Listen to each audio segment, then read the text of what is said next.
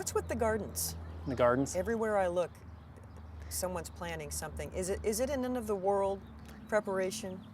I don't know if it's as much an end of the world. They've been teaching the people that, yes, things are going to become very bad within the U.S. Destructions are coming.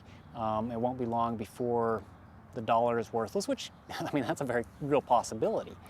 You know, you won't have the ability to go to Walmart and pick up your goods, whatever. Let's fill up the storehouse. Let's be prepared. I'm all for preparation. I don't think being prepared for bad times is a negative at all. Planting large community gardens, I think that's great, and gives the children something to do. Now, to have them forced to work out there all day, every day, that's something else. But to have the ability to go out and be with adults, to work in the gardens, you know, there's something about digging in the dirt, being close to nature. Let's start over.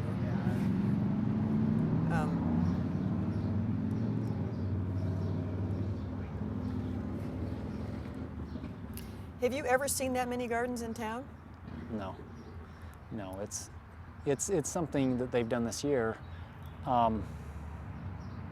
Does it have anything to do with getting ready for the end of the world? I don't know. Just wait for that. I'll ask you that again. Right.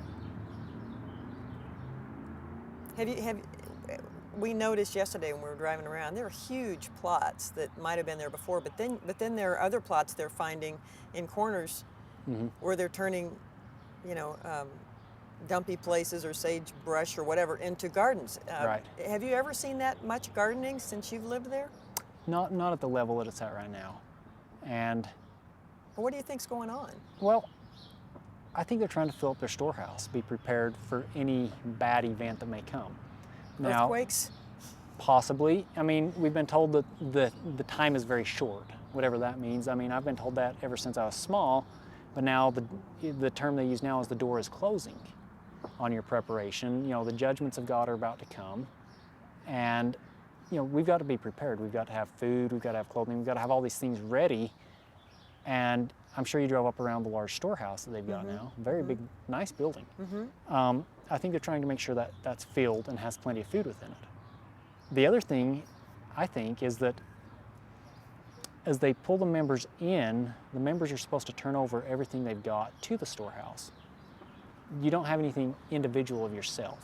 You turn over your paycheck, you turn over your business, anything and everything you've got, you turn over to the storehouse and receive back your just wants and needs. But the church, the storehouse, decides who gets what your just wants and needs are. You don't get to decide. It's decided for you. And in a way, you become totally dependent upon the church organization. Now, if you could say that's by design to further control them, that's very possible. It starts out, you know, the Mormon belief, the fundamentalist belief of living the united order, all things held in common.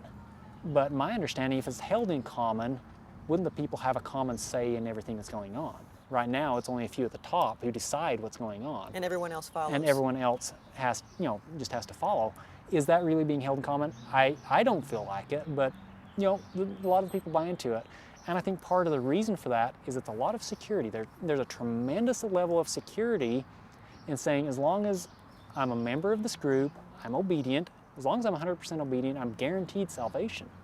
You know, why would you want to compromise that? That's a very secure feeling, to know as long as I'm obedient, that absolves me of all personal responsibility. So what do they think's going to happen if they don't obey? Well, if you don't obey, then you're turning against light, you're turning against the priesthood, you're turning against God. So if you're not obedient to those over you in priesthood, who of course are supposed to be obedient all the way back up through the prophet and to God, it's this chain of command all the way down. If you're not obedient, you're going against God. Will you go to hell? Yeah, you'll be damned to hell. And depending on the level of your disobedience and or the actions you take, whether or not you'll ever have a chance to be saved or not.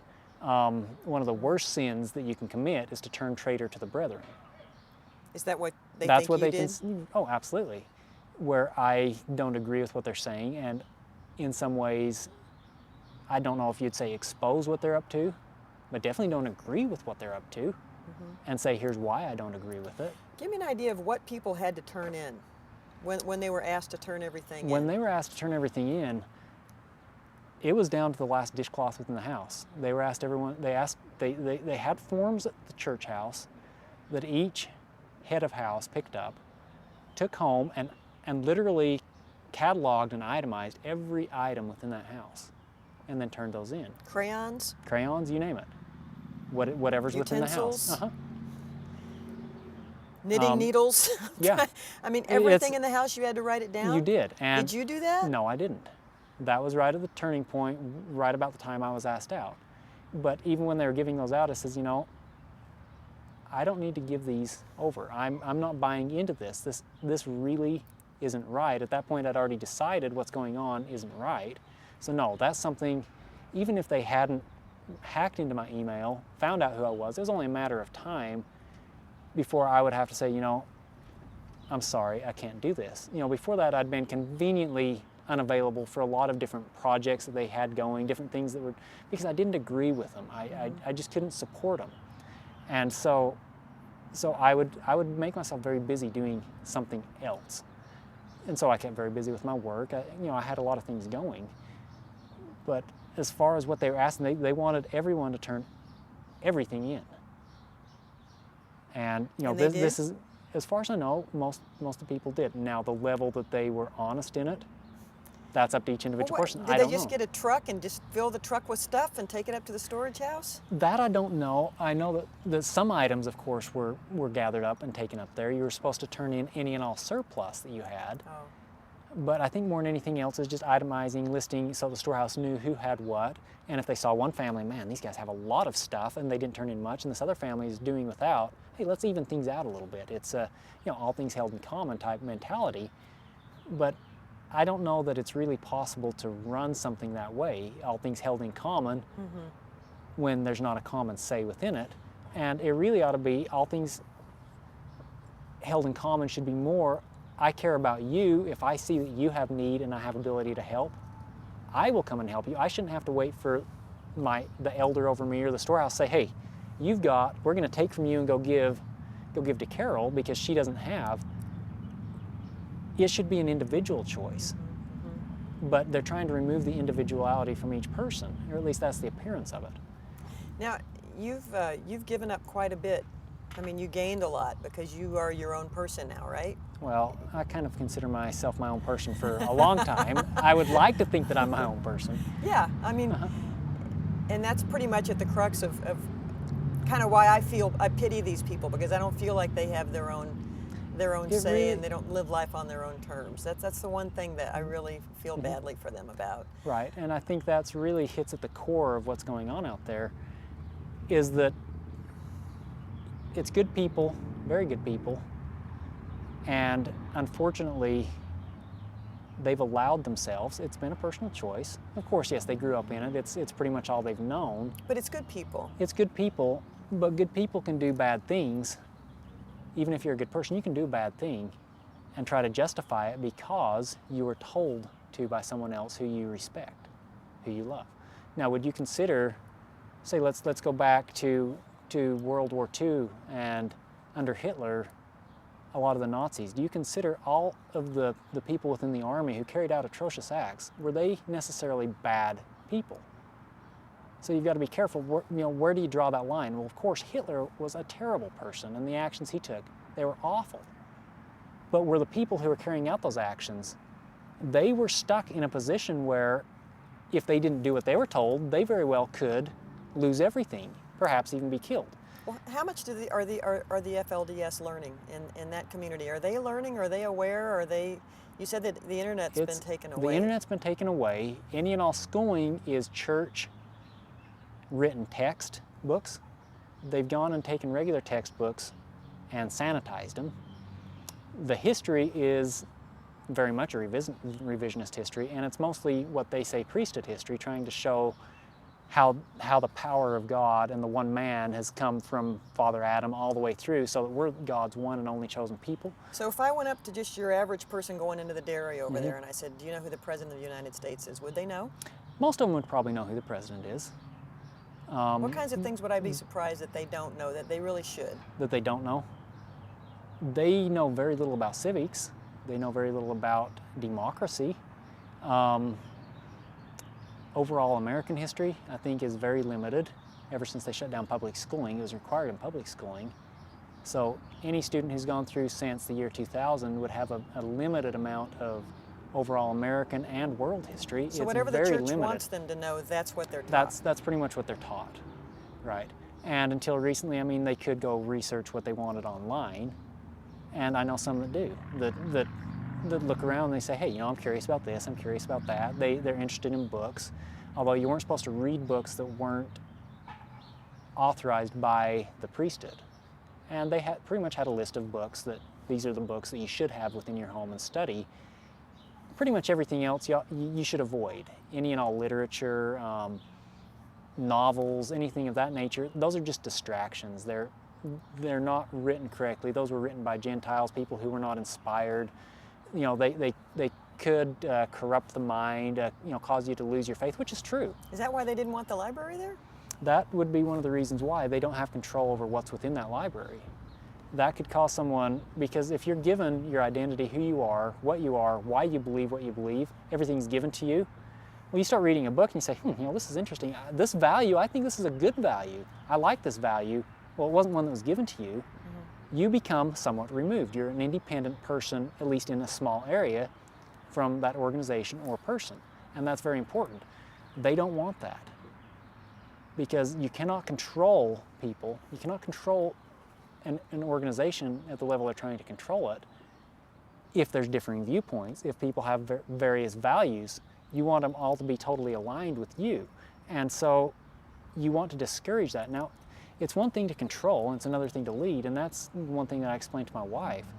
I said, you know, an organization which is of God, I would think it's of love, and you would be led. That means the leader will say, here is what I'm living in my life, why I'm living it. Come on, follow me. If you want, here's my destination, here's where I'm trying to go. That's leadership. And they'll teach you how they're accomplishing that. They'll teach you the principles they live by, but they won't say, look at me because of my position, you do what I say. They say, here's where I'm trying to go. I'm not perfect, I'll make mistakes, but here's what I'm trying to accomplish. If you buy into this end goal, come with me. If not, you know, I'll try to teach you if you want to be taught. If not, I guess you go do what you're doing. Control is completely different. They say, look at me, I am God's representative on earth. I speak for God. You have no other choice no other way to get to God except by doing exactly as I say. That's control. And I don't agree with that at all. Do they know about the Civil War? Do they know about the Revolutionary War? Do they know about? I think that would vary. I think that would vary. I'm Do they sure know about certain Watergate? elements, Do they know about? No, they don't know much about that. Just politics. The scandals, the politics. No. That. I mean, why would they want to cloud the mind with those kind of things? I mean, that just causes distractions. There's no need to know that. So, are there no, any I don't. things that you wonder if I mean, isn't this kind of unbelievable? What other kinds of things do you wonder that they're not getting taught? I mean, you think about just the things. Culture, like arts, music. Arts and music are strongly discouraged as far as outside influences. Any music, this is very interesting, this came from Warren. As far as any music, he had the teaching that anything that's got a beat to it. A beat comes from, he believes, the Negro race, the black people. And you're partaking of their ways. Now, this is a very racist view, but it is a view within the church. It's a very racist view, but they say that the black people, the Negro race, is the devil's representatives on earth. They were cursed. Now, it doesn't mean the people themselves are bad people, but they cannot hold the priesthood within the FLDS view. And they believe that it started out Cain was cursed with a dark skin, is what we're taught, because he killed his brother. And that's where the Negro race came through. They were preserved through the flood, through Noah's time. We're taught that one of the wives of Ham, I think it was a Negro. And so that's how that line was preserved, because the devil had to have a representation on earth. Our president's black. I know he is. So what do they think about that? They really didn't say too much about it. It's fascinating because this wasn't really preached over the pulpit, but many people had the view, and I'm not sure where it originated, that the last president of the U.S., the first and the last, would be named George. And so many people thought, well, when George Bush was president, he's going to be the last president. Well, he wasn't. Obama's now the president.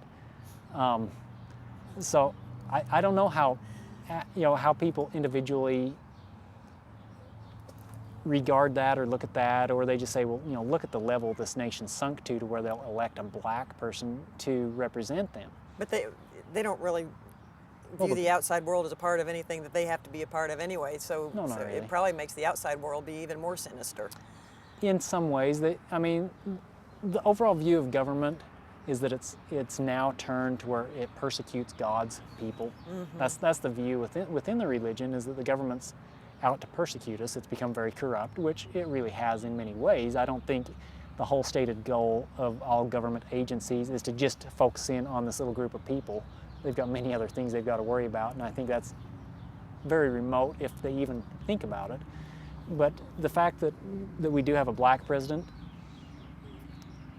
I think in many ways they just look at that and say, well, that just proves the level that this nation has dropped to now to allow that to happen.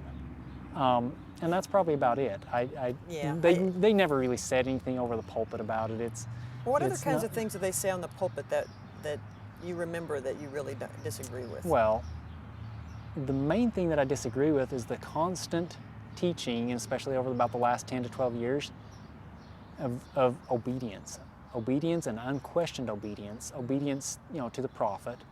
God and the prophet always do right. It's just this constant reminder of putting the focus on an individual and not putting the focus on, say, principles to live by. Mm-hmm. And so, and when I was doing my studies and things, I went back in the days of Joseph Smith. He had a comment which I think was spot on, where a reporter asked him, they'd visited a city, and they said, these people are amazingly well behaved, get along, very industrious. How do you control them? How do you do that? He says, I don't. He says, I just teach them correct principles, let them govern themselves. I like that. That's a good concept. Teach the correct principles and get out of the way. Let the people govern themselves. But that's completely different than trying to control every single aspect of life. And that's what's happening now. That's what I strongly disagree with. I say, look at, a leader should get up in front of the people, should never say, do as I say, not as I do, which is really what they're trying to do with Warren. They're trying to create an image of Warren over here, of this person who is perfect, while his actions that he's going to trial for, they're trying to hide. They're trying to say, don't ignore that man behind the curtain. Here's what we want you to see. No, don't go look over there. That's wrong. That's evil. That's bad. Within priesthood meeting, we were told many times, do not look at any news reports about him. Don't follow what's going on. It's all tainted. It's of the world. They're trying to destroy him. It's all lies. We will tell you the truth about him. If you've got it, watch it. If you don't, call your TV provider to get HDNet today.